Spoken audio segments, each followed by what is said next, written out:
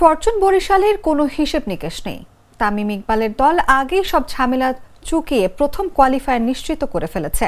Rangpur রাইডার্সেরও play of নিশ্চিত, তবে এখনও প্রথম কোয়ালিফায়ার খেলা নিয়ে অনিশ্চয়তা রয়েছে। তবে শেষ ম্যাচ জিতলে কোনো হিসেব নিকেশ ছাড়াই প্রথম কোয়ালিফায়ারে খেলবে নুরুল হাসান সোহানের দল।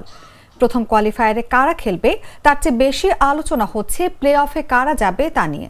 শেষ দুই স্থানের জন্য লড়াই আছে তিনটি দল: দুর্বার রাজশাহী, খুলনা টাইগার্স ও চিটাগাং কিংস।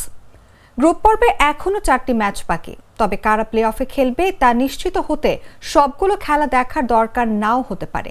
আজ বৃহস্পতিবারের প্রথম ম্যাচেই ঠিক করে দিতে পারে শেষ 4-এ কারা যাবে।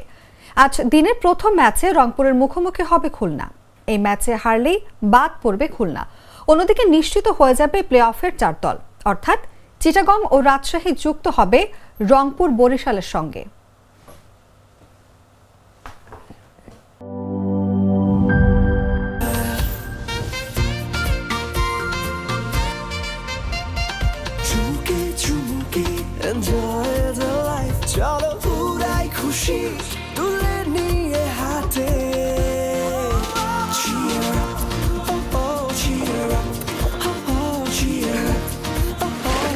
চিল হবে রিফ্রেশিং মুডে। চিয়ার আপ, চলো উড়াই খুশি।